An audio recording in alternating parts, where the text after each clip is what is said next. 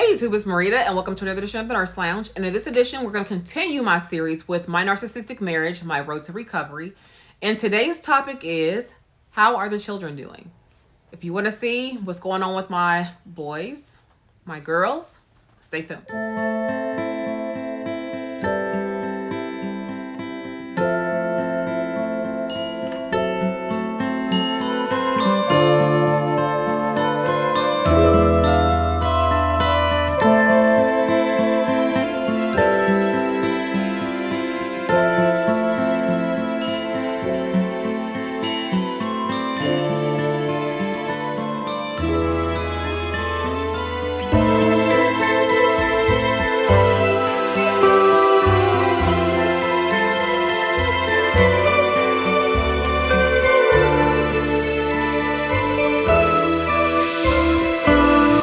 Back. My name is Dr. Marida P. I'm a registered nurse. However, today we're not talking about nursing. We're not talking about makeup and beauty. We are talking about my narcissistic marriage and my road to recovery. And today specifically, how are my children doing? So I have 4 children, in case you don't know, or let me give you some background. I am a registered nurse. I've been a nurse for 16 years. I have been married for 12 years, but we've been together for 17 years. Legally, I am still married. He is out of the house.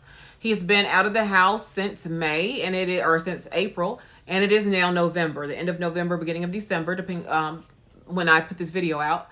And it's been I got what, 6 months or so. So how are the kids doing? You know, kids typically have a hard time when it comes to divorce or parents separating and things like that.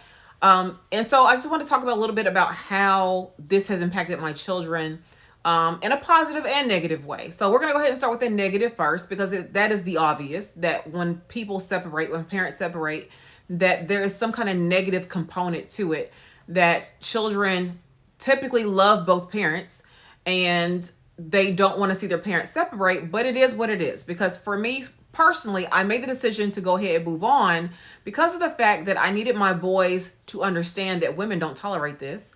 And I need my girls to understand that women don't tolerate this.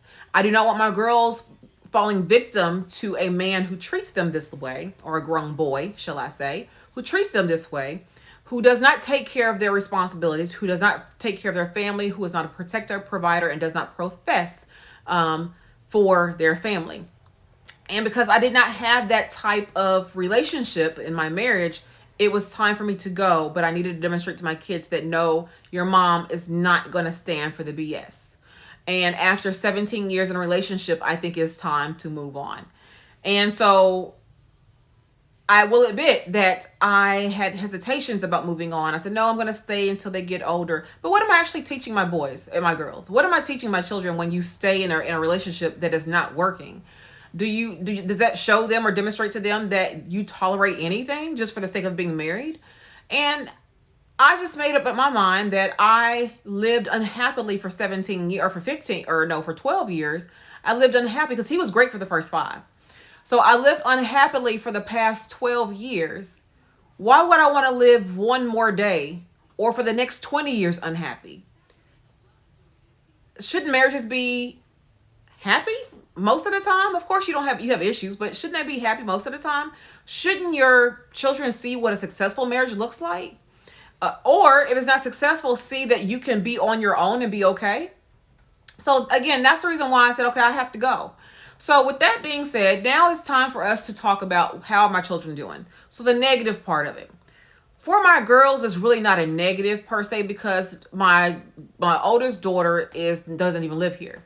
So there's not a negative component. And plus, it wasn't her biological father anyway. Even though he did help raise her, he did a great job raising my girls, or help raising girls. He actually did a better job raising my girls than he did caring for his own 2 biological boys. I don't understand that, but it is what it is.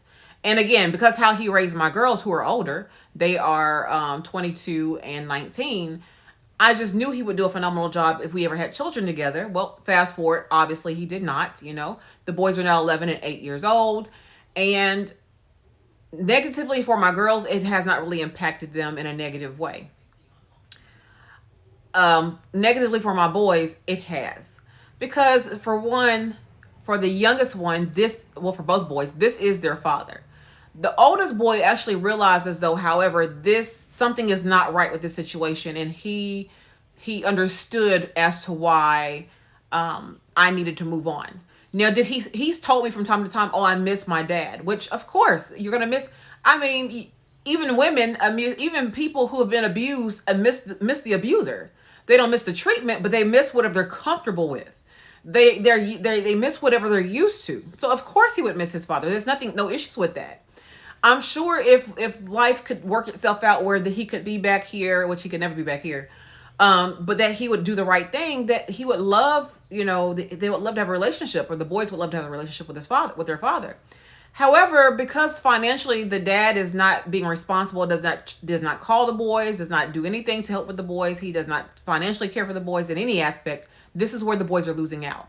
So even though, and this is his tactic really, to get back at me. He's selfish anyway. So of course, if he had money, he's not going to spend it on his kids. He's going to spend it on new AirPods, on his dog, on new games, things like that. But he has not thought about his boys since May. Well, I can't say he hasn't thought about, but financially has not contributed to their upbringing since May. And again, this is November. So with that being said, that is the negative side, that they do miss him, and they wish, I'm sure they wish, I don't know, but I'm sure they wish that he could be a part of their lives. Now, with that being said, the other negative side for me is the fact that I don't have help, meaning that I have no one to relinquish them to on the weekends, or say, hey, pick the boys up from football practice, or hey, go take them here, take them there, take them get haircuts. I have no help. So that impacts me, which ultimately impacts the boys, because of the fact that, keep in mind, if the longer they have to go without a haircut, the worse they look, the worse they feel. Because I have to work. And so I'm being mom, and I'm doing everything that two parents would do. Now one parent is doing it. So with that being said, also, let's move on to the positive aspect. Children definitely will show what's going on in their lives. So what that basically means is they're going to, children who are sad all the time, is truly a reflection of what's going on in their house or in their environment. And I have to say, since he's been gone, my boys are so much happier. They're not, now I'm not saying they don't miss him. I'm not saying that, but I'm saying they smile more. They laugh more. They're making better grades in school since he's gone. They are thriving. They've even gained weight. They're eating better. I mean, I'm telling you, I feel like that man stunted these boys' growth in so many ways. And that could be me being silly, or me being just like, okay, it's just time for them to grow, have a growth spurt. That's probably true. But I just feel like overall they have really thrived since he's been gone. Again, making great grades in school. I found out when school started this semester that my youngest son, he was actually doing all my youngest son's work for him. So when I would come home thinking they had did the homework, yeah, it was done, but it's because their dad had did the work for him, and my son didn't know anything. So when he goes to third grade, and I'm kind of like, why don't you know this stuff? Like I know you should know all this by now. And he was making, there's things he should have known in the third grade or in the first grade that he didn't even know in the third grade, because his dad was doing all the work. So when I tell you, he did them a disservice. He truly did them a disservice. So I had to then, on my own, we spent about 2 to 3 weeks going over things that he should have already known, because everything builds. He's in the third grade, so everything builds from the previous grades. And now he is doing wonderful. He knows how to do things on his own now, and he's making great grades. He is thriving in school. He's talking to his classmates. He wasn't even talking in school when his dad was here. He wasn't talking. And I said, well, and he honestly, he was a slow to warm up kind of child. He's very slow to warm up. So it just takes him a while to kind of get acclimated to things. And once he warms up, then he's good. That's been that way from the beginning. But for some reason, the past year, he's definitely withdrew. He had they're like, does he talk? Is he okay? Does he know? What do we need to do? And then this year, we had a few issues at the beginning of the year, but after that, he has just blossomed, and he talks us to death now. Talks us to death. And that's a good thing. I'm not complaining. That's a good thing. But I'm just saying the boys have truly blossomed and grown since he has been gone. And again, I know that ideally he needs to be in their lives, but I don't make that decision. He made the decision to walk out on them, on us, but inevitably the boys. But like I said, the boys are doing great. I am so happy that so far that they are not crying all the time. They're not moping. My youngest one even said, asked me, was I gonna get married again? Those types of things. They're adjusting quite well.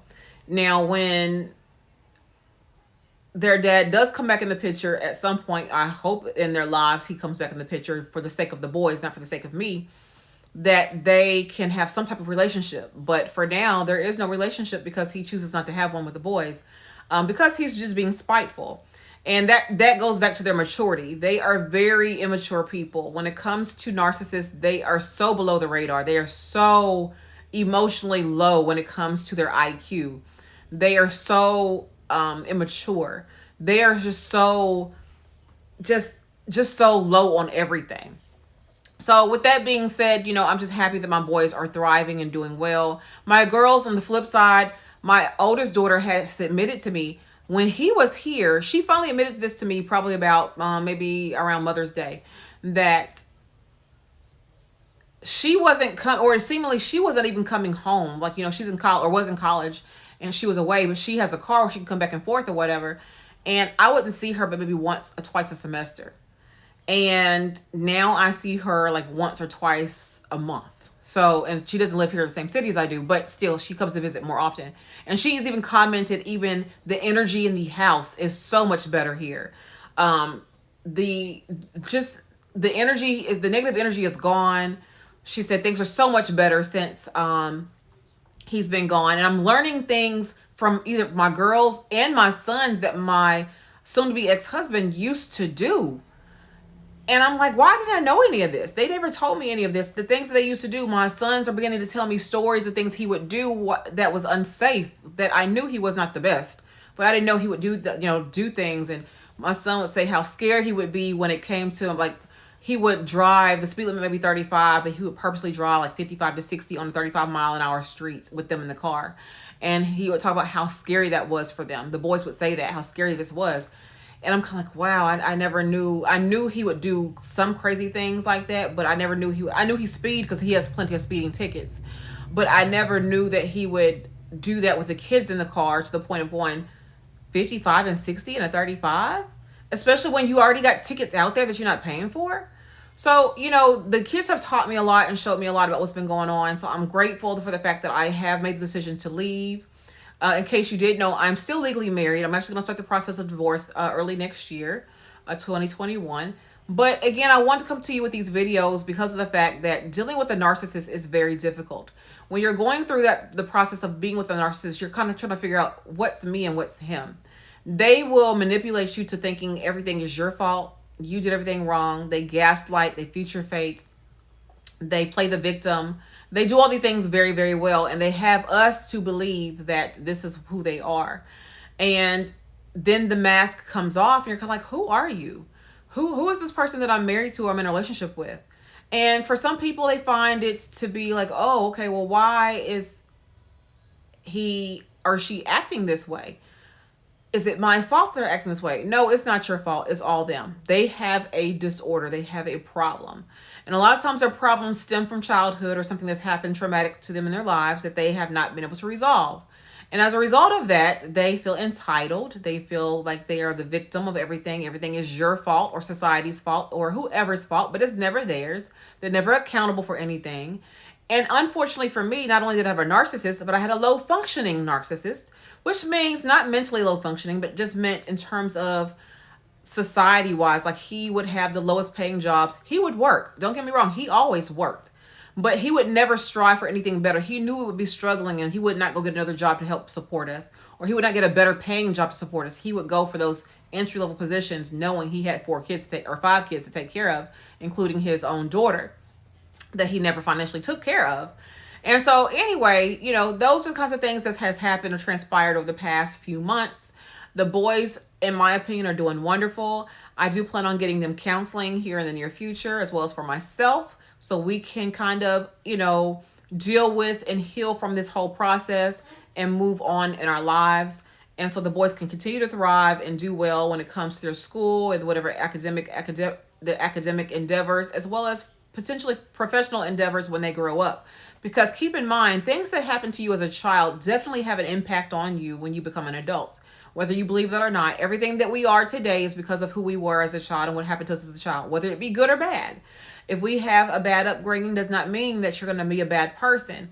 If you have a good upbringing, doesn't mean you're going to be a bad person or have, it just works the way it works. I know people who had bad upbringings but end up being great people in society. And I know people who have had wonderful upbringings who end up being bad people in society. So let's not feed into that narrative. But also just know that when it comes to your upbringing and your parents and how they handle things with you or interactions with you, it has a bearing on who you are as an adult. And so I'm being mindful of that today, that who I am to my boys today and what I tolerate and what I allow today will impact my boys and my girls as they begin to select mates in the future in terms of who they're going to marry, as they begin to interact with people and deal with people on a professional level.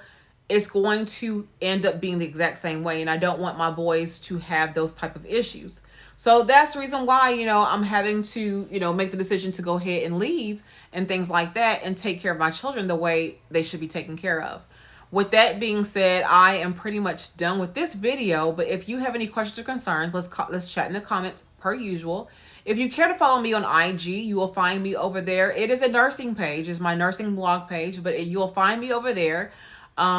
If you want to see what my life is like over there, if you want to reach out over there to, simply talk about your issues, if you're going through something similar, then feel free to do so. I'm here in that regard.